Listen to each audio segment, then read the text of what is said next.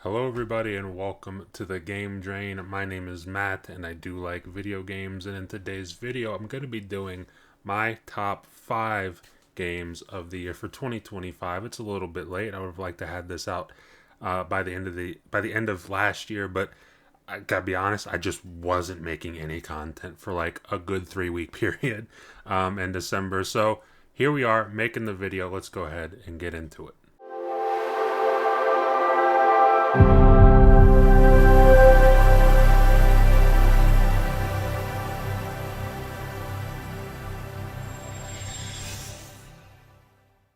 All right, and before I get started, I want to give honorable mentions because I gotta be honest. I put together a list of games. I was like, let me put down 5 games. It ended up being a list of like 10, maybe. And I was like, okay, well, I can't do that. But there are some games I do want to mention for sure. Metal Eden, super fast paced cyberpunk meets Doom, indie FPS game. If that sounds awesome to you, it's definitely worth checking out. It is on Xbox, PlayStation, and PC. Highly recommend checking that out if you are a fan of fast paced FPS games. Another honorable mention: I have Battlefield 6. Absolutely insane that this didn't make the cut for me. One of the best multiplayer games of the year. Super, super, super fun online game, especially when you're playing with friends. But most people know that at this point. If you know what Battlefield is, I'm sure you played Battlefield 6 at this point. If you like Battlefield, I'm sure you played Battlefield 6 at this point. You don't need me to recommend it to you if you like that kind of thing. But it was an amazing game. Unfortunately, didn't make the cut. Up next, we have Tainted Grail. Tainted Grail, like, this one kind of devastated me that I didn't that I didn't put it in my top 5. It was probably the surprise of the year for me in the sense that I had never even heard of this game or this IP. No idea what it was. It just happened upon my radar one day, and everybody was saying it's like indie Skyrim, or it's like Skyrim meets dark fantasy, and I was like, that sounds pretty cool, but I'll be the judge of that. And then I played it, and I was like, this is amazing. So shout out to that game. That game does get an honorable mention. Another game that hurts my heart that is not on this list is Doom: The Dark Ages. Probably, it's insane that it's not on this list because it's probably, in fact, not probably, it is my favorite of the 3 new Doom games of 2016, of Eternal and Doom: The Dark Ages. Doom: The Dark Ages takes the cake for me. Um, and that's saying something because I really, really, really love 2016. So that game's amazing. It's got an actually surprisingly good story. Gameplay is it's Doom. The gameplay is always awesome in Doom if that's what you like. But again, another honorable mention. But with that, that brings us to the end. Let me double check. That brings us to the end of the honorable mentions. Now we can get into the actual list here. And I will be going in order from number 5 to number 1. Up first at number 5 is Dying Light the Beast. I want to say I'm somebody who loved Dying Light 1. I spent ridiculous amount of hours playing Dying Light 1. I spent a good amount of time playing Dying Light 2. I really enjoyed Dying Light 2. I think that, well, not I think, I mean, a lot of people agree, a lot of the fans agree. Dying Light the Beast is an improvement on Dying Light 2 in so many different ways. I think Dying Light 2 pushed things forward in terms of its story and the characters in that story, but the gameplay systems felt like they took a back seat compared to what they were in Dying Light 1, quite honestly. And I think a lot of fans agree with that. That's what I see on Reddit. But in Dying Light the Beast, Techland has kind of made it a point to bring back the brutality of the original game. The knights are absolutely terrifying in Dying Light the Beast. They have tons of tension. Definitely, to me, scarier than the knights in the first game, and definitely scarier than the knights in the second game. In the second game, you kind of felt like a superhero at night, so you weren't really afraid of anything. But in Dying Light the Beast, you definitely don't feel like a superhero at night.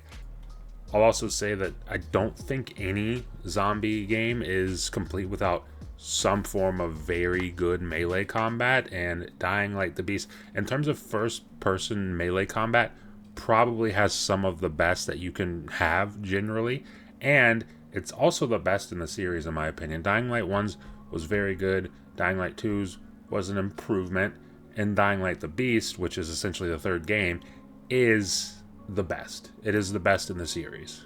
And I think that when you factor in the great gameplay, like the great gameplay in general, like obviously I just mentioned the combat and the weapons and whatnot, but like the traversal, the parkour is again best in the series. There's a lot of best in the series on this game, and that is definitely one of them. You factor that in with the great story, like, and it actually does have a pretty good story. I know the Dying Light 1 story was I mean, it was there. It served its purpose, I guess. Got you from point A to point B. Dying Light 2 story was definitely a big step up in terms of the story and the characters and how much you cared about them, or at least for me personally, how much I cared about those characters. But Dying Light the Beast is an even bigger step up, honestly. And I think you'll be able to tell that within a couple of hours that the story is definitely a pretty big step up from the first two games. But all of that together makes this a pretty easy slot in for my top 5.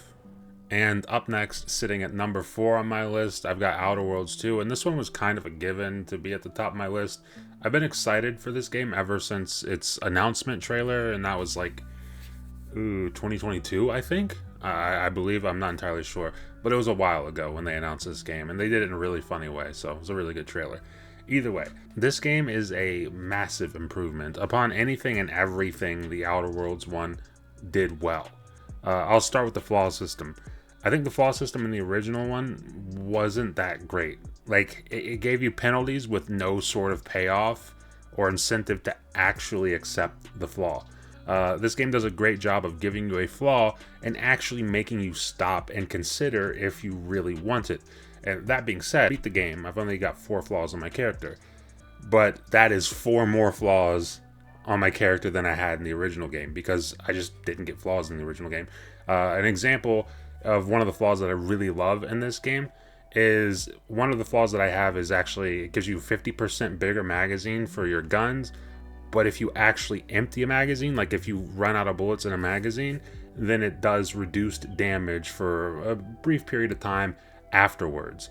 But for me, I'm always reloading. Like, I have a bad habit or good habit, however you want to put it, of reloading like after every time I shoot in any shooter game that I play. So it never really negatively affects me and only benefits me by giving me more ammo. And seeing as we're talking about guns and magazines and reloading, I think we should also talk about the fact that the combat is a massive, like a ridiculous improvement over the first game. Kind of like a quantum leap forward over the first game. To the point where the first game was just like it was serviceable, it was there, it did its job, I suppose, but it never felt great. To the point where in the first game, sometimes I would just avoid combat because it wasn't like, it just didn't feel good to do. Whereas in this game, not only does it feel good for an RPG, like the gunplay doesn't just feel good for an RPG, the gunplay feels good for a game. It just feels good in general. The melee is also vastly improved over the first game, but I will say it's still not like it's definitely not a best in class melee. Like if you played Obsidian's other game this year, Avowed, the melee in Avowed is substantially better. And it's not like it's bad in Outer Worlds 2. It's just not nearly as good as what you might expect from other games that have melee systems, or at least games that have melee as a focus. Because keep in mind, in Outer Worlds 2, like melee is an option for combat, but like most of the combat in Outer Worlds 2 is you being shot at and you shooting at people versus you being attacked with melee and you attacking with melee. Unless that is your playstyle, in which case then hey, I guess that's your main, right? And now we move on to what I would consider to be the best part of the game, and that is the game's companions. I think the first game got a lot of praise for its companions. But if I'm being honest, for me, I really only cared about Parvati. And that's really only because of like the really sweet story she had towards the beginning of the game with her love interest. I thought that was very sweet and it made me like Parvati. But as far as any of the other characters and companions, they really weren't that great to me, if I'm being honest. But Outer Worlds 2, on the other hand, is funny because I missed 2 companions in my playthrough. So there's 6 companions, I believe. I had 4 companions at the end of my playthrough, so I missed out on 2. But out of those four, I have three that I genuinely really care, that are like really great characters, and I genuinely care about them. Niles, Ava, and Marisol. All three of them are amazing characters, and even the fourth companion that I had, which is Valerie, which you get at the very beginning of the game. I didn't mind Valerie. It's just like she's a robot. She doesn't have a super deep story, really. Whereas Niles' story, his companion quest is really good. Marisol's is really good. Ava's is really good. Ava's is crazy as well. But all those guys had really good companion stories, and I thought they were really good, well written characters, honestly. As for the story in Outer Worlds 2, I think it's fine. It's not the standout part of the game, much like the first game, though I do think the story is better than the first game. But the first game, the story was kind of just there as like, here, it'll get you from point A to point B. The story in Outer Worlds 2 is a little bit better, but still much the same. It'll get you from point A to point B. But really, what stands out in Outer Worlds 2 is the companions, the combat, the gameplay in general, the exploration, all that stuff is much, much, much improved from the first game, and it makes it an easy pick on my top 5 games of 2025. And up next is number 3 on my list of top 5 games of the year for 2025. My personal top 5 games of the year for 2025.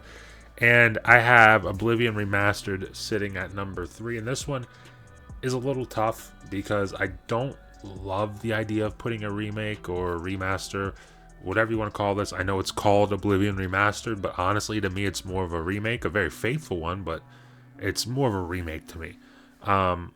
But I do feel some type of way about putting that on my own personal list. But if I'm being completely honest with myself, and I mean completely honest, this is by far my most played game of the year. And I don't think it's particularly close, like even remotely. And I've barely scratched the surface of what this game even has to offer. And for some added context, I never fully played the original Oblivion. I always started it and never finished it or even got very far in it. But I have played it, and I know of the differences between Oblivion and Oblivion Remastered, of which there aren't too many. And honestly, once this remake started to be rumored, because keep in mind, they just kind of shadow dropped it. They announced it and then it came out. There was no period of time between the announcement and when it released. So it was never announced beforehand. It was always just kind of rumored. It was something that we kept hearing about. And once that started happening, I stopped my playthrough of the original Oblivion entirely. Just didn't play it again. And God, I'm glad I waited. I'm so glad I waited. This is a big improvement over the original game. The combat feels so much better, whether it's magic or melee. It doesn't really matter. Both of those things feel great. They also look visually very aesthetically pleasing, especially the magic. I think it's a big upgrade over the OG Oblivion. Personally, I know there are people who still prefer the OG Oblivion, but for me personally, I think it's a pretty big upgrade. Not to mention, they did make another change, another pretty big and important change for me personally. They overhauled the leveling system to be a bit more of a mix of classic Oblivion with Skyrim, and I much, much, much prefer the leveling in Oblivion Remastered. And I think one thing we gotta acknowledge whenever we talk about the Oblivion Remastered is just how good it actually looks. And I'm not just talking about detail, although that is a big part of it, but it still has the same colors, like the lush greens. It has the rocks, it has the mountains, it has the water, it has all those colors that come together from the original game. It's just updated and more detailed than it's ever been before. And I think we've kind of seen the opposite of that when it comes to remasters, where, you know, I love Halo, but Halo Combat Evolved Remaster was visually quite disgusting, honestly. And I know a lot of people feel that way, and I know some people don't feel that way, but for me personally, when I see a remaster or a remake that maintains the, in this case, level of, I guess, whimsy I think you got to give props to the studio for doing that, because they could have very easily just ruined the entire art of the game and thought nothing of it. And then I got to talk about just the sheer size of this game. And when you couple that with the fact that I'm the sort of gamer where I can get kind of lost in an open world doing my own thing and just pass hundreds of hours of game time. Like, I do that very, very, very often, maybe a little bit too much in open world games. And honestly, that's why this game is so unbelievably perfect for me, because I can just run off and explore dungeons and kill enemies, or I can just quest for hours and hours and hours at a time and feel like I'm never really running out of things to do when I want to do them. But as much as I love this game, and I love it a lot, it's number 3 on my list here. I have to be honest, it does have issues, or it does have an issue, a very glaring issue, and that is performance. Doesn't really matter what you're playing this on. A Series X, a Series S. I guess the Series S is okay because it's 30 FPS. It can maintain 30 FPS most of the time relatively easily, but again, it's 30 FPS. PS5 has performance issues. PC has performance issues on all sorts of variations of different hardware. I have a pretty great PC, but there seems to just kind of be a memory leak in the game. If you play too long, the performance just kind of falls off a cliff. And unfortunately, it doesn't surprise me. With the way this generation's gone, we've got Unreal Engine 5, and that's what is responsible for this game is Unreal Engine 5. And Unreal Engine 5, some developers can do it really well. But for open world games, especially one as big as this, it seems to just be tough for a lot of open world games. I mean, we just saw Borderlands 4 come out with massive, massive performance issues. Hopefully that's something that gets ironed out as we head into this second half of the generation. But otherwise, I love this game. It's my most played game of the year. I can't recommend it enough if you're into RPGs. Definitely, definitely, definitely worth checking out. And now for number 2 on my top 5 games of the year for 2025, it's Arc Raiders. And this might be my most surprising pick, at least for me personally. Maybe not for anybody watching, because apparently everybody loves Arc Raiders. But this is incredibly surprising for me, because when I saw this game had pivoted to an extraction shooter, even before that, when this game was first announced, in its original concept is like this thing we didn't really know much about, but it seemed to be like a co-op shooter, I was like, that's kind of interesting. I'll keep an eye on it. And then we got word that like development completely pivoted to an extraction shooter. And once I heard that, I went from mildly interested to completely uninterested at like record speed. As soon as I read it, I was just like, no, I don't care. I've never liked extraction shooters, and I don't see, or I couldn't see why this one would be any different. But man, sometimes I just get things wrong, and this is definitely one of those times. I played a little bit of the Server Slam for this game back in, I think it was September. It might have been early October, I'm not entirely sure. It might have been mid-October. But I played a little bit of the Server Slam and came away feeling kind of mixed on the game. But once the game came out and exploded, I was like, okay, what I played in the Server Slam, it was all right. It was worth giving it a shot at the very, very least. I'll give it a shot. It'll be one of those things, if I don't like it, then hey, I'm out $40. What can you do? But if I end up liking it, then it was only $40. So I started watching videos on the game and getting more and more interested. And the thing that actually really helped me decide to buy the game was my friend telling me that the community for the game is actually very helpful and mostly, keyword mostly, friendly. Now, at the time of recording this video, I've played nearly 72 hours of this game, literally 2.9 days of game time on this game, and I can confidently say that most of the games I played on here, most of them, not all of them, I've run into nothing but super nice people who are incredibly helpful, and they're only trying to do their own quests. They're not going to engage with you. I mean, outside of saying, hey, what's up, good luck, or whatever, But of course, every now and then you might run into some toxicity that you might run into every now and then. But for the most part, people are actually genuinely really nice, and they'll help you. They'll give you stuff if you need stuff. It's kind of like a thing on that game to ask strangers, hey, do you have anything you need or anything you're looking for? Help point them in the right direction for what they need. They'll help point you in the right direction for what you need. It's a really, really friendly community for the most part, and that might be, honestly, probably is my favorite part of the game. Now, I sit here and talk about all this PvE stuff and how much I love the community for that. But like I said, PvP is part of the game, and the combat's pretty damn good. I can't lie. When you're fighting people, obviously, it can be tough because some people are really good at the game. They're just going to be better than you. You're just going to die. That's the way it is. But like, the combat really shines, in my opinion, when you're doing PvE, when you're fighting the actual robots in the game. I mean, there's a really good variety of enemy types to keep you on your toes, and the enemy AI is incredibly smart and really dynamic. You will absolutely get swarmed if you're not smart about how, or even if you engage with the enemy in this game at all, because there are going to be moments where it's just better to not engage with the enemies whatsoever. The looting in the game feels rewarding, and leveling up your character through the character upgrades menu is pretty damn useful. In fact, definitely be doing that, because there was a moment when I first started the game where I was just kind of ignoring it, not really paying attention. Do not do that. Please upgrade your character. You will thank me later.